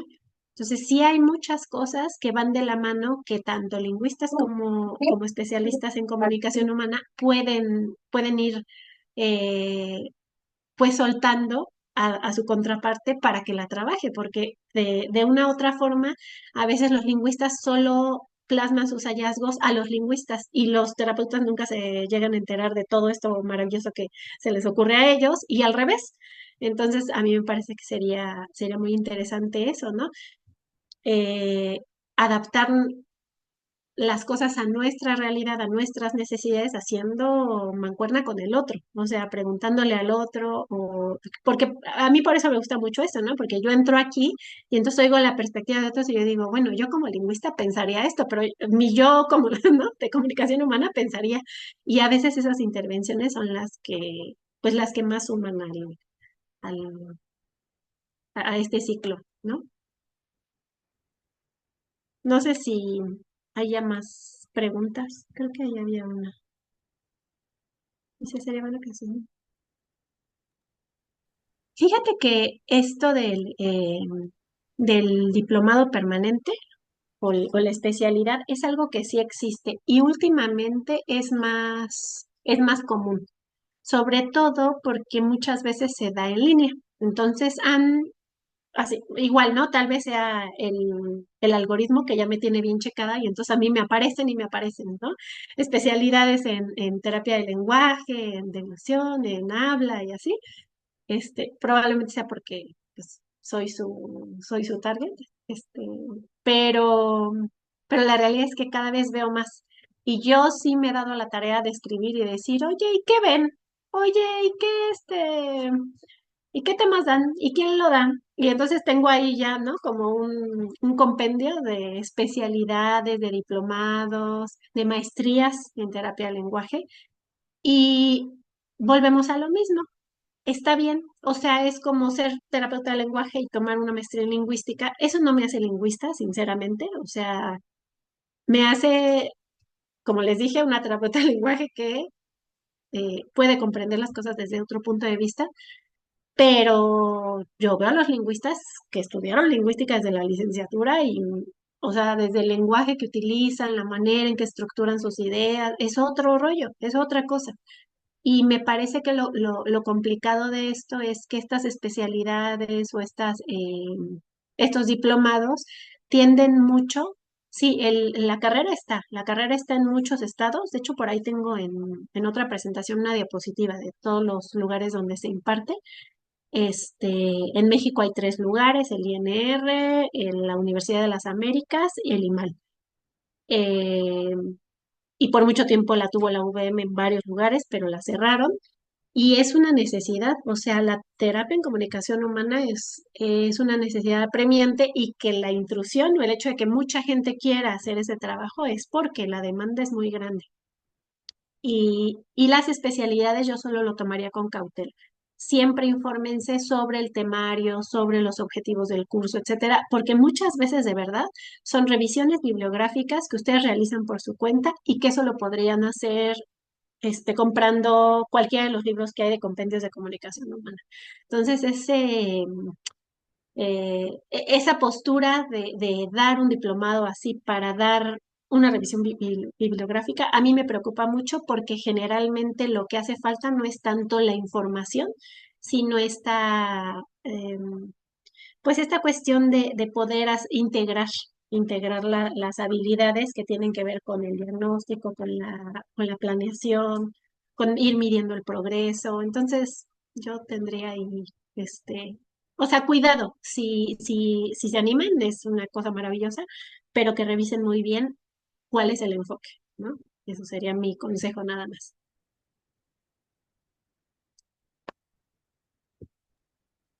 Ofelia, un poco relacionado con esto, creo que también otra cuestión que al menos he detectado, no sé, otros de los colegas que están aquí presentes, es que a veces estas especialidades o como ciertos programas o posgrados que se están comenzando a diseñar, a Ujú, veces están solamente, como tú bien dices, como diseñados de solamente un área de conocimiento y muchas veces la bibliografía, los temarios tienen un montón de limitaciones que solamente con revisarlo un poco te das cuenta de que en el planteamiento de esos programas, de esas especialidades, no hubo mucha colaboración interdisciplinaria, ¿no? Porque ahí es en donde uno se queda como, como que aquí hace falta algo, ¿no? ujú. Y creo que, pues, aquí que todos estamos interesados en adquisición del lenguaje, es algo que incluso uno desde las primeras lecturas en adquisición se da cuenta de que es necesario, ¿no? Adquisición ni siquiera es un área de los lingüistas de entrada, ¿no? Más bien es una cuestión que plantearon los psicólogos, pero pues a veces uno tiene esta reticencia a decir, ok, le voy a entrar a la bibliografía de esta otra perspectiva. Ujú, Entonces, sí, a mí también me pasa un poco. Yo trabajé en la licenciatura con síndrome de Down. Y yo tenía estas limitaciones justo por la parte de, oye, es que yo no tengo una capacitación para aplicar cierto tipo de pruebas o para saber qué ocurre en un perfil o qué ocurre en otro. Y recuerdo haber revisado esta carrera que tiene el INR, pero ujú. sí como para lingüistas no es, ¿no? En realidad te piden más una formación pues de área de ciencias de la salud, más como medicina, ¿no? Entonces, eso también como que complejiza un poquito el panorama porque casi que te tienes que chutar otra carrera para De poder hecho, sí, tener esta visión más completa, ¿no? sí, Ahí tenemos dos manitas levantadas. A sí. ver, primero Eri y luego Brandon. Muy buenas noches, aquí saludos hasta allá Hola, desde Eri. Bolivia, desde Ah, Bolivia. Mm, Aquí fascinada, ¿no? Siempre ando pendiente, ¿no? En la página de la universidad, de las universidades de México, porque me parece bien interesante, le han dado al punto. Aquí en Bolivia yo voy a defender mi tesis en lingüística y a la par he estudiado lo que es educación especial. Y como decía Ofelia, decía también me especializo en trabajar con estudiantes sordos y trabajar lo que es la interpretación en lengua de señas. Y mira y lo que decía, ¿no? Lo que decía, lo importante que es hacer un plan de intervención que atiende esas necesidades, que sabemos que desde la lingüística se me ha facilitado mucho a mí, se me ha facilitado entender y comprender mejor cómo atender esta dificultad que tienen las personas sordas, ¿no? Y es cierto. Es decir, si no tienes toda la carrera, si no tienes, de alguna manera decía, ¿no? Todo lo básico, de repente que nosotros decimos repetitivo y demás, pero que nos ayuda a la hora de rehacer una terapia de lenguaje, vamos a hacerlo de repente mejor que otra persona que sea terapista del lenguaje. Y no, realmente no decir, solamente que sí yo veo la dificultad aquí en mi país, porque ya yo he buscado investigaciones de México, Argentina, Colombia, en la situación de pruebas estandarizadas.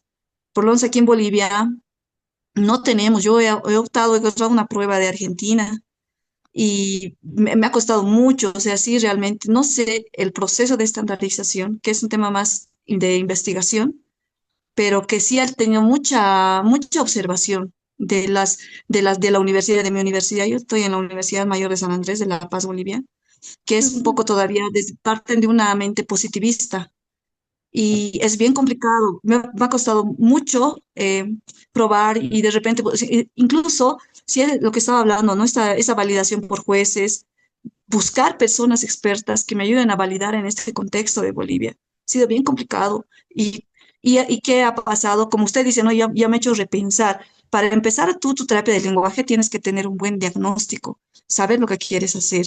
Pero si no tienes el instrumento para medir el diagnóstico, ¿qué es lo que haces? Entonces, de repente no va a ser el apoyo real que tú quieres hacer. Y lo que le decía, esa era mi primera pregunta. Y otra pregunta quería decirle, bueno, pues si nosotros planteamos un programa de intervención, como ustedes lo dicen, ¿no? Responde a características específicas, ¿este programa de intervención se puede generalizar a diferentes casos similares tal vez? O sí tienen que responder a casos particulares? Y mi última pregunta, y no sé si pregunta, y de repente dónde contactarlos, dónde pedir de repente ayuda, como les decía, no, yo he estado tocando esto de las pruebas, pues que por ahí puedo empezar. Yo bien podría hablar, planteo esas reglas, planteo esas estrategias, pero lo primero es la prueba, con tener una Ujú. prueba real en mi contexto que me ayude a afrontar y ver la realidad en la que están aquí las personas sordas de Bolivia. No es el dato donde lo encuentro a la licencia Ofelia, ese dato, eso nada más, eso. Y muchas gracias, realmente felicidades a las personas que están aquí conectadas por compartir su experiencia. Mire, de alguna manera he logrado yo entrar y estar aquí y realmente atenta y realmente ver esta lucecita que realmente me han ayudado. Y nada más, muchas gracias. Ay, pues felicidades sería a ti por, o sea, brincar la cuestión territorial y acercarte, ¿no? A, como decimos, a lograr cosas, a transformar las cosas en donde nos toca estar. Sobre tu primer pregunta de las pruebas. El primer proceso al que podemos llevar a cabo con una prueba es aplicarla de manera cualitativa. Ese es un dato importante. Las pruebas son generalmente pruebas cuantitativas. Hay algunas que son cualitativas, es decir, que ya sea porque son test del desarrollo o lo que tú quieras, lo único que tienes que hacer es hacer un checklist de si hace o no hace cierta conducta y esa se puede aplicar donde sea. Ahora, hay otras que te requieren de habilidades específicas y entonces tú la puedes aplicar de forma cualitativa. ¿Qué sí tienes que hacer siempre, sí o sí, y después justificarlo? Adaptarla. Adaptarla porque a nosotros nos pasaba mucho, ¿no? Antes utilizamos mucho una prueba de vocabulario que algunas palabras de verdad no existían en México, o sea, ni siquiera teníamos ese objeto. Entonces, ¿qué hacíamos? Que ese objeto, pues había una cosa similar que sí era muy común o que no era común, pero era, porque de hecho eso pasaba, ¿no? Era en etapas ya más tardías, ese vocabulario complicado, pues se adaptaba.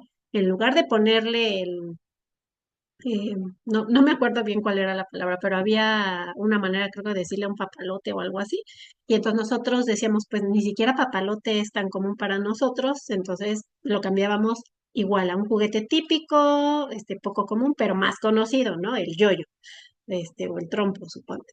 Y entonces lo adaptábamos porque para nosotros lo que medía esa prueba era la capacidad para recuperar el nombre de palabras por grado de ocurrencia en la lengua.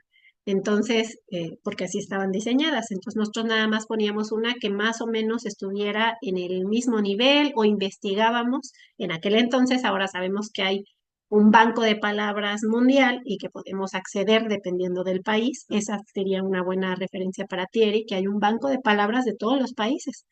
Entonces, algunos lo tienen más grande, algunos más pequeño, pero sirve, ¿no? Este banco de palabras. Esa sería la primera. Aplicarla cualitativamente, siempre adaptarla si es necesario. Y el último paso, que sería este de la estandarización, significa que los datos que tú obtienes de la prueba lo puedas equiparar con la norma. Y ahí sí, ¿cuál es tu norma? Tu norma es un niño solo hispanohablante, un niño hispanohablante de clase media, un niño hispanohablante de clase baja, un niño hispanohablante que tuvo acceso a la lengua escrita o que no. O sea, todo eso tenemos que saberlo. Y las pruebas vienen definidas. Eso igual ahorita paso mi contacto al final, escríbeme porque las pruebas tienen esta descripción y cada prueba que tú utilizas dice, esta fue estandarizada para niños así, así y así, ¿no? De tales nacionalidades. O niños bilingües, ¿no? Niños monolingües, niños entre esta y esta edad, de tal grupo. Entonces, ahí tú sabes contra qué tipo de población fue estandarizado y entonces aplicas la prueba y la aplicas con ese conocimiento. No necesariamente significa de no, no la puedo usar, ¿no? Sino que tú sabes que fue aplicado, por ejemplo, en nuestro caso hay muchas pruebas que son de niños bilingües, ¿no? Que son hechas en Estados Unidos con niños bilingües y que entonces los resultados no van a ser idénticos, porque no es nuestra población, que es monolingüe y que tiene otra realidad social, pero cuando la aplicamos, si vemos diferencias significativas en ciertas cosas o ciertos ítems que están muy del lado del bilingüismo, los niños siempre salen mal o así, lo tomamos en cuenta. En realidad, para nosotros, a menos que sea para una cuestión legal o médica en donde te piden, quiero que me digas, ¿no? La edad lingüística o la edad eh, perdón, cognitiva del niño dependiendo de tal prueba, en realidad no necesitamos basarnos en ese dato para tomar decisiones terapéuticas.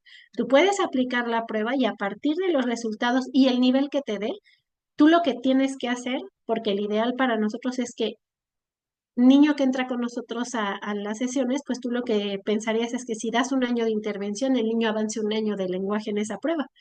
Sea el nivel inicial que haya tenido, tú esperarías que avanzara y para eso te va a servir. Entonces, no te preocupes mucho si de repente la prueba no es perfecta para ti. Tal vez no evalúa todo, tal vez tú te das cuenta que hay cosas que los niños jamás entienden. O sea, tú ya vas sabiendo esas cosas, pero si no es para un fin, ya sea de investigación o bien un fin de decir, este niño de verdad está en el límite para necesitar educación especial o no, o sea, para una decisión de ese tamaño, tener que sustentarla con una prueba, yo no me preocuparía tanto los ajustes que haces a la prueba o la manera de aplicar. Esa sería la primera, con la prueba. Yo haría eso. Y la generalización en la siguiente, así yo no venía lista, pero en la siguiente diapositiva justo hablo de eso. Y de hecho está hasta abajo con letras grandotas. La gracia o la misión o el objetivo en la vida que tiene un terapeuta de lenguaje es poder brindar una intervención individualizada. Que es cierto que nosotros sabemos como lingüistas que hay algunas áreas que podemos abordar de manera muy específica con todos y que con todos funciona. O sea, nosotros sabemos que si hacemos un curso de verano, todos se van a llevar una actividad para la casa, todos van a hacer la misma actividad, ¿no? ¿Qué es lo que les puede enriquecer a todos? Y entonces, ¿qué hacemos? Finalmente hacemos una intervención, digamos, global. Pero cuando termina el curso de verano, regresamos a las necesidades específicas del niño en esta semana, en este mes, en este semestre. O sea, él necesita esto en específico. Puede ser que de repente se me junte con otro niño y tenga yo que ver a los dos. Bueno, ¿qué tienen en común los dos? O sea, ¿qué cosas los dos necesitan y puedo trabajar en conjunto? Pero no puedo hacer como que, ¿no? O puedo hacer la misma actividad, pero él requiere seguir instrucciones de un paso y él requiere entender cierto vocabulario específico y me tengo que enfocar en eso. Y eso sí es bien importante, que no podemos generalizar, que tenemos que hacerlo individualizado. ¿Sale? No sé si contesté. Eri. No, no, Espero. sí, muchas ¿Sí? gracias. Sí, Ah, qué tiene bueno. toda la razón. Sí, muchas gracias. Ahorita les pongo de todos modos mi correo. No sé si hay alguna otra. Estaba Brandon, solo no sé si siga por ahí. A ver. Brandon Zárate. Sí, buenas tardes, ahí me escucho. ¿Sí me escucho? No me escucho. Sí, Bueno, Sí, sí, te yo te escuchamos escucho. bien. perfecto. Muchas gracias. Igualmente, muchísimas gracias. Yo creo que me gustaría sumarme a las felicitaciones. Creo que muchas de estas conversaciones, a veces, como ya más o menos usted lo adelantaba, se encasillan o se quedan en la parte más descriptiva y teórica. Mm, y uno dice, bueno, ¿y dónde está el puente, no? ¿Y dónde está el salto? que es lo interesante. Entonces, un poquito de escucharle viene muy bien. En mi caso, yo igual tengo la formación como psicólogo y estoy estudiando la maestría en lingüística.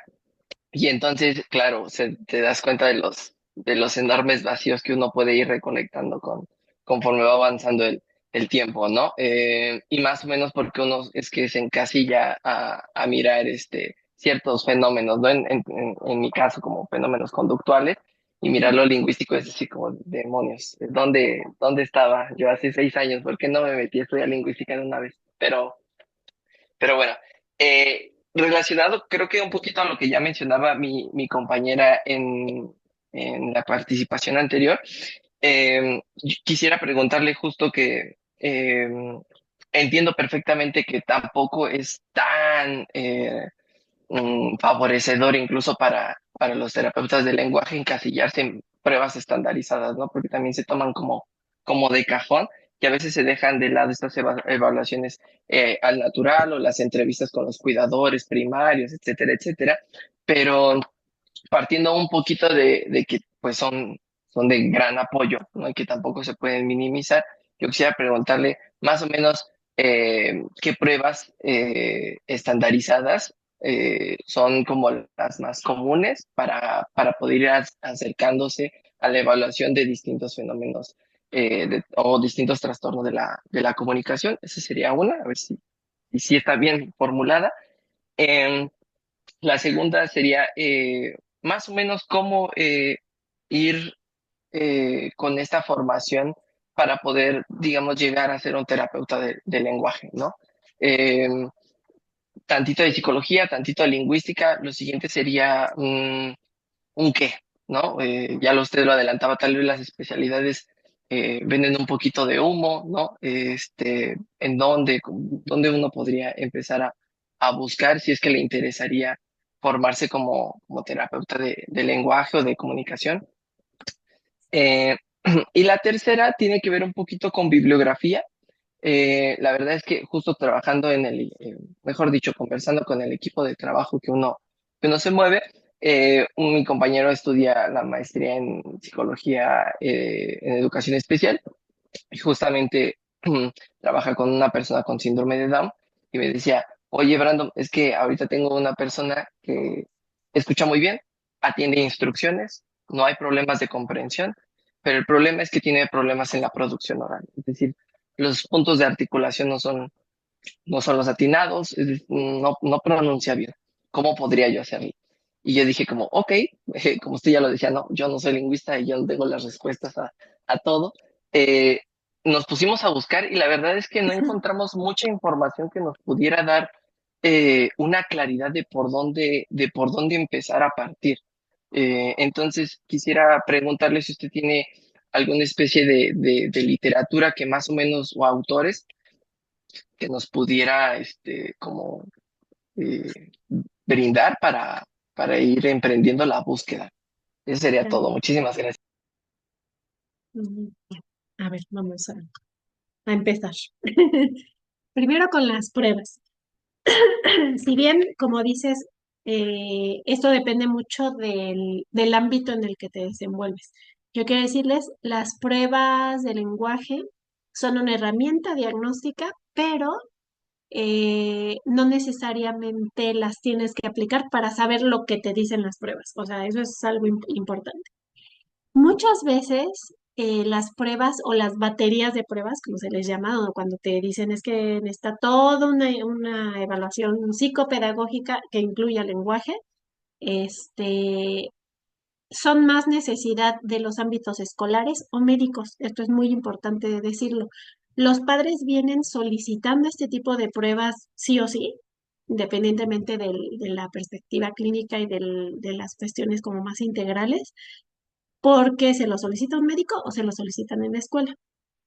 Entonces, en esos casos, cuando requieren una evidencia, ¿no? Respecto a la norma de en dónde está parado el niño, ya sea porque el médico lo solicita o porque en la escuela se lo solicitan, sí hay que buscar una prueba que, como decíamos con Eri, cumpla los requisitos para identificar cuál es su nivel de desarrollo del lenguaje, es decir, su edad de lenguaje o su edad equivalente, ¿no? En cuanto a su desarrollo del lenguaje.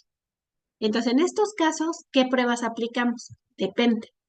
Hay pruebas integrales de lenguaje que miden todas las áreas. Hace muchos años había una prueba que se llamaba Batería de Evaluación de la Lengua Española, que es muy completa, que mide todos los aspectos del lenguaje.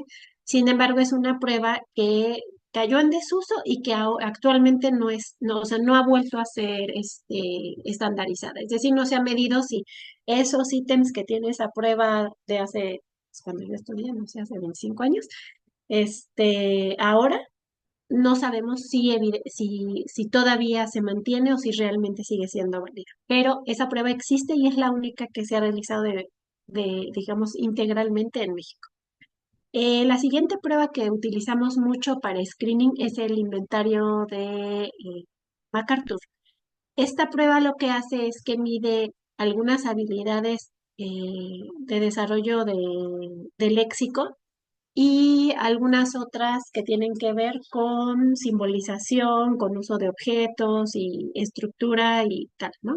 Esto es para los primeros años de vida y la doctora Dana Jackson, que estaba aquí en la Universidad Autónoma de Querétaro con nosotros y que tuve la dicha de trabajar con ella, justo antes de partir, estaba por cerrar el tercer inventario que nos brindaría información sobre la edad preescolar.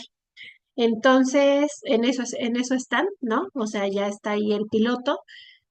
Tenemos entonces una manera de hacer un screening en las primeras etapas del desarrollo, porque realmente la mejor manera de saber si hay un desfase o no del lenguaje en los primeros años de vida es mediante la cuestión léxica. O sea, eso lo sabemos, que esto es una cuestión muy del lenguaje y que, te voy a decir la verdad, terapeutas no siempre lo conocen. Hay momentos en donde evaluar estructura no te da nada de información, hay momentos donde evaluar semántica no te da nada de información. Tienes que saber qué evaluar y en qué momento, ¿no? Entonces, esta prueba es para los primeros años de vida. Tenemos otra prueba que es la PLS, que es el tipo de prueba que está estandarizada en población bilingüe, pero nos permite evaluar toda la etapa preescolar, o sea, desde bebitos hasta toda la etapa preescolar. Y después para la etapa escolar generalmente utilizamos pruebas que son ya más completas, digamos, como el Baneta, la Neuropsi, la ENI, que tienen sus aspectos de lenguaje y otros aspectos que tienen que ver más con funciones ejecutivas, pero que en este caso, por la edad, son muy importantes. Entonces nosotros necesitamos saber qué queremos evaluar, o sea, para elegir qué prueba aplicar tienes que decir qué quiero, ¿no? O sea, a qué población, qué objetivo. Yo haría eso, yo hago eso cuando tengo que evaluar con una prueba, porque si me dicen es que necesito una prueba, pues le aplico la más completa. O sea, si es porque lo necesitan por un trámite burocrático o algo así, pues aplico la más completa porque lo que quieren es información y datos. No quieren herramientas para la intervención, ¿no?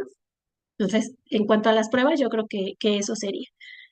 En cuanto a dónde formarse, eh, mira, yo creo que ese filtro es muy importante. Cuando tú ves un diplomado, especialidad o lo que sea, hay que ver el temario. ¿Por qué?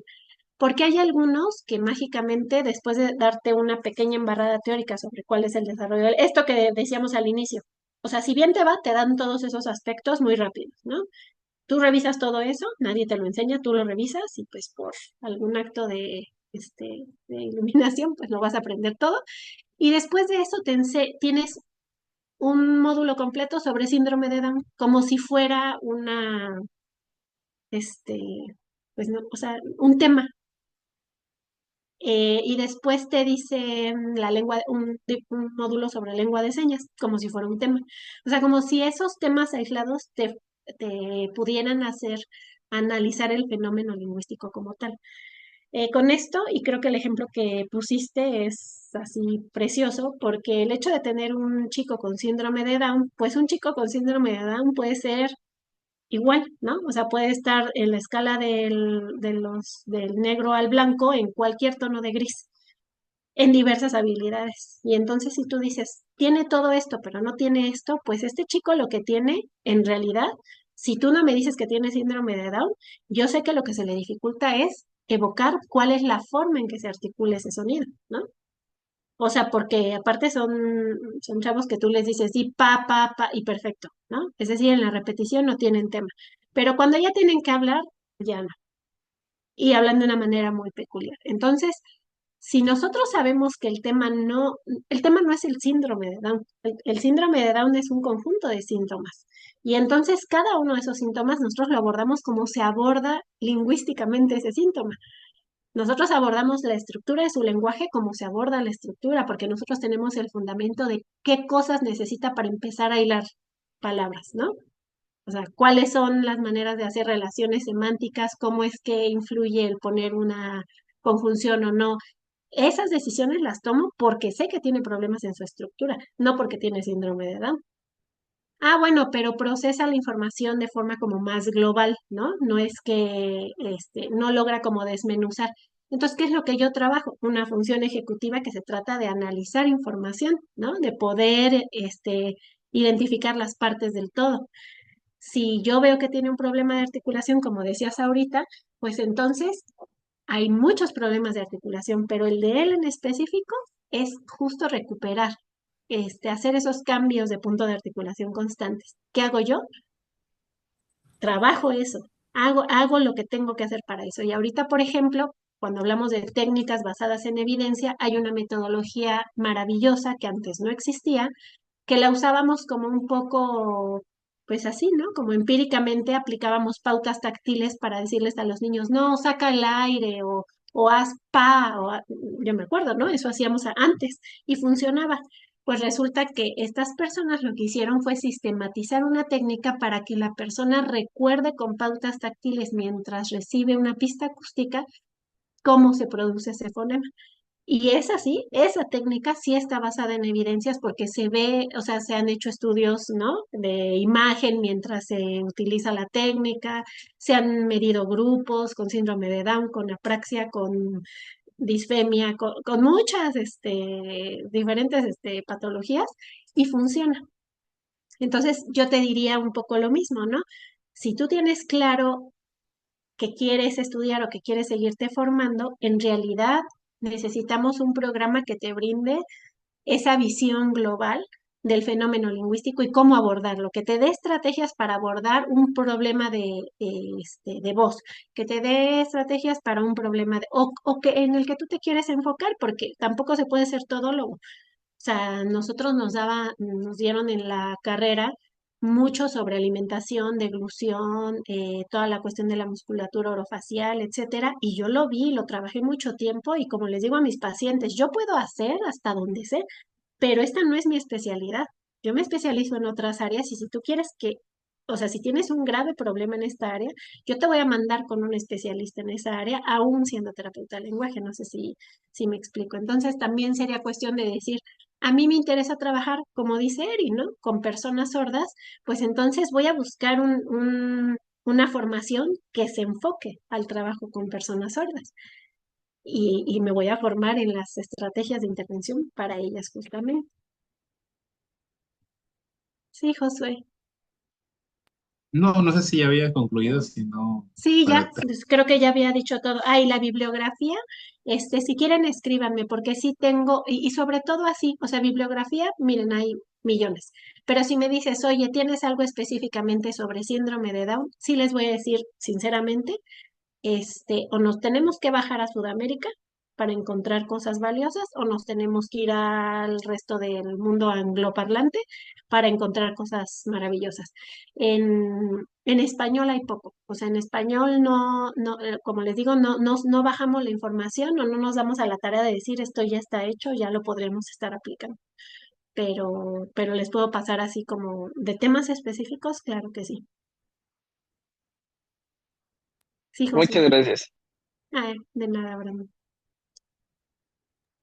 Sí, tenía una duda que la quería aprender desde el principio, pero la quise dejar al final para no interrumpirte. Y es, mi duda es exactamente cómo se clasifican los distintos trastornos del lenguaje porque no es necesario que me la respondas ahorita, quizá me puedes enviar igual alguna referencia, porque pues no es lo mismo un trastorno por genética, ¿no? Como el síndrome de Down, síndrome de Williams o la afasia, a trastornos específicos del lenguaje como el tartamudeo, etcétera, ¿no? Entonces, Ujú. pues esa es mi duda, ¿cómo se podría realizar o cuál sería la taxonomía o la clasificación de los mismos, ¿no? Dependiendo su etiología, digamos, su causa. Mira, la respuesta a esto, generalmente la descripción para poder nombrarlos es la misma que se utiliza en el área de psicología, ¿no? O sea, así como se utilizaba el DSM, número que quiera, agrega aquí, este, es esta terminología en el área de psicología. Hay terminología médica que varía dependiendo si tú te vas a ASHA, que es la Asociación pues, de Terapia de Habla y Lenguaje en Estados Unidos, tienen su propia clasificación y dependiendo del ámbito en el que te muevas, vas a utilizar la clasificación. ¿Por qué? Porque si estás hablando con un médico, utilizamos terminología médica. Si estás en el ámbito educativo, generalmente, o sea, si te piden un informe, pues vas a utilizar la terminología psicológica. Y en este ámbito de la lingüística, en realidad todo el tiempo estamos moviéndonos con los hallazgos y como te decía hace rato, ¿no? O sea, de repente era retraso generalizado del desarrollo, luego era síndrome de Asperger, luego era un nivel de autismo, ahora, y así. Entonces va cambiando dependiendo del área en la que te muevas. Y yo lo que te sugiero es que dependiendo, o sea, si tú vas a tratar abordar cierta patología en un ámbito en particular, investigues muy bien cuál es el término que se utiliza en ese ámbito. Porque en mi caso, si yo estoy hablando con personas de la comunidad sorda, pues utilizo la palabra sordera, ¿no? O sea, son sordos y son sordos con S mayúscula porque pertenecen a una comunidad. Pero si estoy con médicos, tengo que adaptarme a hipacusia media, severa, ligera, no sé qué. Si estoy en el ámbito educativo, es una pérdida auditiva tal grado, ¿no? Entonces, depende del ámbito, es la nomenclatura y va cambiando. Entonces siempre es importante actualizarte porque yo puedo estar convencida que ahí vamos y tal vez si ahorita me meto, encuentro que ya la SEP puso un nuevo término, ¿no? O que la Constitución ya le pusieron de manera distinta a tal cosa. Y hay que ver, ¿no? Si es término legal, si es término educativo, si es término neuropsicológico o si es término médico. Gracias. De que,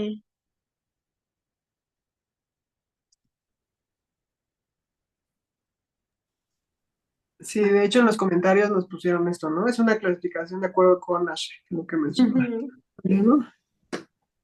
exacto, entonces depende, porque no en todos lados. O sea, si tú, por ejemplo, trabajas en el sistema, en la SEP o en alguna cuestión educativa del país, no vas a encontrar nada del ASHA, ni nada del DSM-4, ni 5 ni 6 mientras estemos en este régimen. Es otro rollo. Igualmente en el chat les colocamos una serie de enlaces. También puse el enlace de Ándale para oír, que es donde Ajá, viene Ofelia.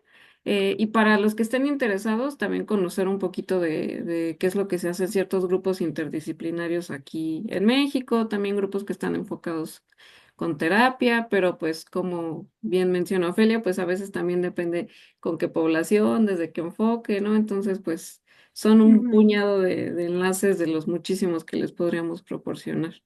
así es. No sé si haya alguna otra pregunta.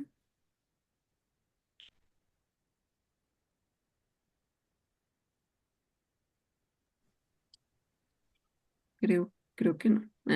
No, ya Bueno, no. siendo así, pues te agradecemos mucho, Ofelia. Ojalá Vuelvas. que vuelvas a participar Claro. con nosotros, porque la verdad creo que son temas que aparte están mucho en el interés ahorita de estudiantes ya de generaciones un poquito más jóvenes que nosotros.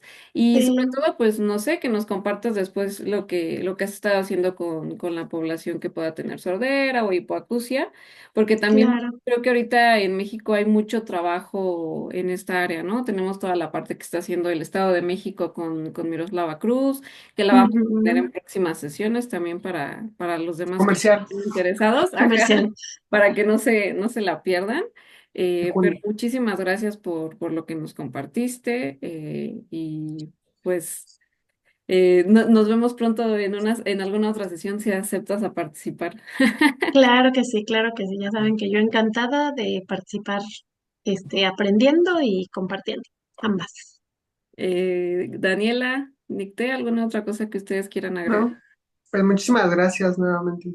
Y bueno, aprovechando ya el comercial ahora oficial, tendremos a la doctora Miroslava también, que es la última sesión que tenemos programada, entonces, bueno, difundiremos el cartel y todo con las fechas, entonces, Por para aquí que... estaremos. Gracias, Ofelia. No, gracias a ustedes. Bye bye. Bueno, pues, entonces Gracias cerramos a la todos. sesión, nos vemos la que viene. Saludos a todos. Saludos. Gracias a Nada, todas. Gracias, hasta luego. Felicidades bye, bye. por su trabajo. Bye.